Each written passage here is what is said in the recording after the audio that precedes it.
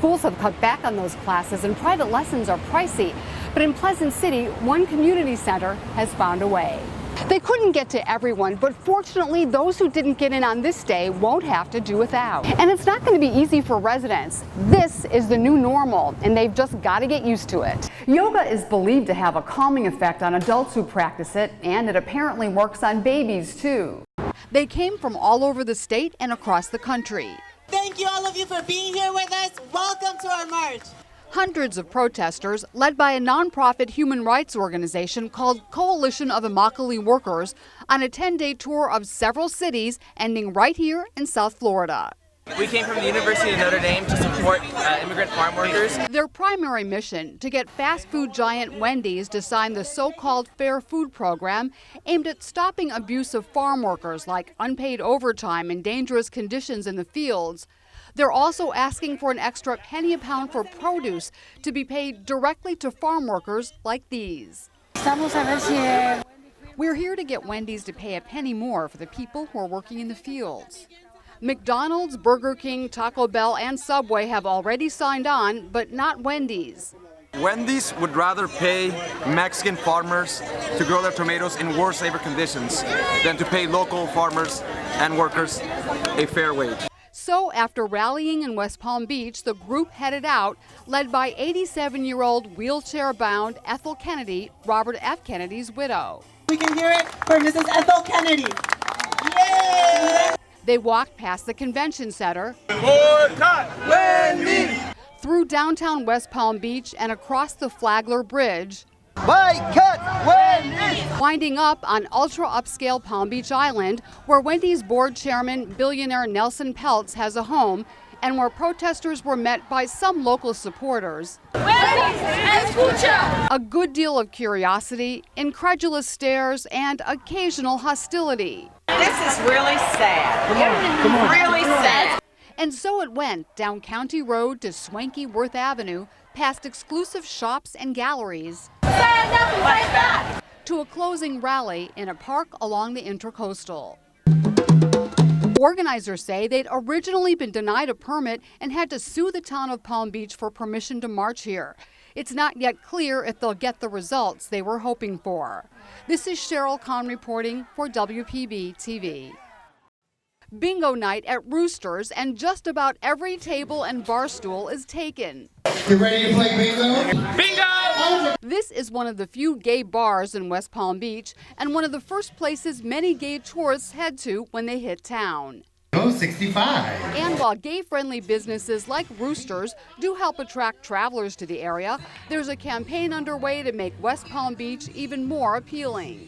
For us, genuine hospitality is for everyone, no matter your skin color or your sexual orientation. Some hotels have been courting gay travelers, offering romantic getaways to same-sex couples.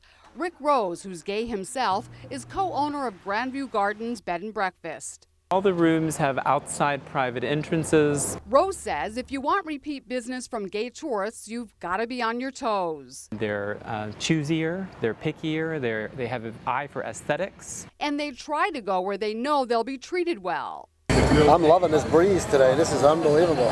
Matt Chambers and Will Davis were the first in town to become husband and husband on the very day same-sex marriage became legal in Florida, the mayor officiating at their wedding. I do. Matt and Will say when they travel, they try to do their homework ahead of time. So we do some research online. We look around for reviews from other gay couples or other people in the community and try to spend our money where they want our money. One way that message is getting out here is on the city's website, which lists contact information for the city's liaisons to the LGBT community. The city does recognize the importance of having diversity and equality, and having a liaison to the city sort of increases that comfort level. It's also important to let travelers know there's lots to do and see here, from a beautiful waterfront and lively downtown scene to events nearby like the Gay Polo League's championship tournament. Gay Polo League Tournament. What a wonderful event. Local female impersonator Melissa St. John went to the tournament with some friends. Welcome to Gay Polo. Melissa, who performs at Roosters, is also the bar's entertainment director, known in that role as Charles Capers. Charles remembers when, years ago, walking around town in drag could be dangerous. We were approached by a group of men in a pickup truck with baseball bats. But that was then, and this is now. Capers and many others say they want gay tourists to know if they do come to visit, they'll have fun, they'll be safe, and they'll definitely be welcome. This is Sheryl Kahn reporting for WPB TV. At first glance, Ty Kabasa seems like any other 2-year-old, willful, rambunctious. Oh, wait, watch it, stop! But if you look closer, there are some differences in Ty's behavior. Signs that led his parents to seek help for their only child, and eventually, just 2 months ago, to Ty's autism diagnosis. He wasn't really responding to his name being called or making eye contact. Yeah, just little things like that. Yeah, he also used to say 4 words and then just completely stopped. Yeah, he completely stopped. At the Autism Speaks Walk and Rally, they were among thousands of people whose lives have been touched by autism. It's a brain disorder that manifests itself in a number of ways, from lack of eye contact to issues with thinking and speaking, and repetitive behaviors that are hard to control. Did you have a good walk? Yes. Many autistic kids have trouble in social situations, acting out in ways that are often misunderstood by the public. And there are more autistic kids in our country than you may think. 1 in 68 children are diagnosed, with boys being nearly 5 times more likely than girls to have autism. We found love right where we are. Thank you, everyone. 18-year-old Brett Preiser is a talented singer and guitar player. He's also autistic, though high-functioning. Brett says he doesn't worry about it, choosing instead to focus on his music. I'm very, good at what I'm doing. I'm good at just being my own person. I just love, just having people watching me and stuff like that. But his parents do worry. All the time. We have brains on him. We keep track of him. And while new therapies do help people on all points of the autism spectrum, parents of autistic kids say the main reason they're here at this event is to help fund research into the causes of the disorder so that the struggle they're all facing can finally come to an end. This is Sheryl Kahn reporting for WPB TV. Most people call police when there's a problem, but that's not the only time officers are in your area, and they want you to know they're here to help. In West Palm Beach, cops are being encouraged to interact with the public between calls. Every time when you tell them, they just move out, and after that, I know. They're trying to build good relationships when there's nothing going wrong, so if they do have to come back when there is trouble, people will trust them enough to cooperate. So you got to get out of your car.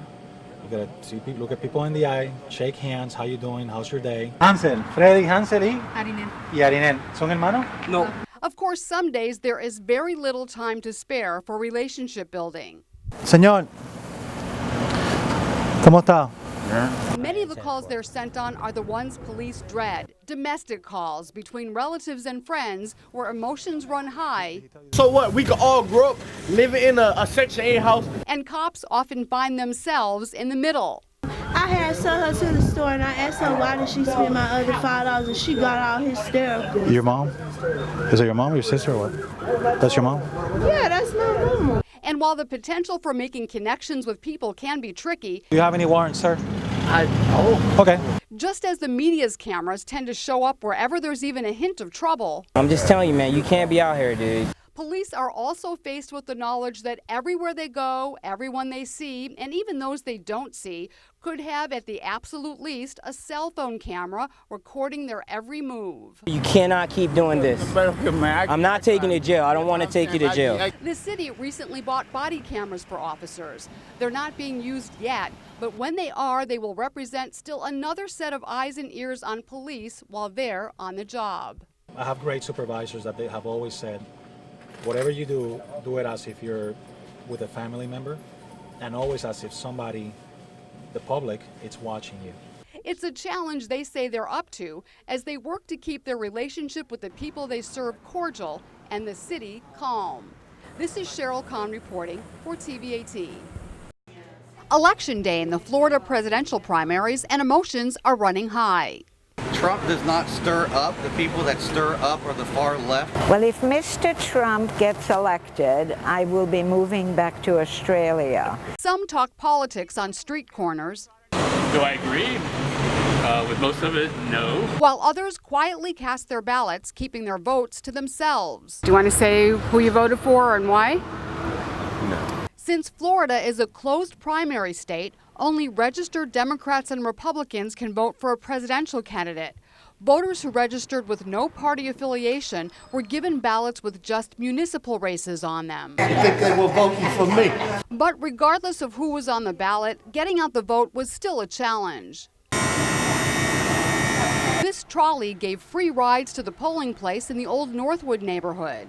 Let you out right here. All right. In Palm Beach County, absentee and early voting lightened the load on Election Day, and as closing time at the polls drew near, voters lined up for victory parties.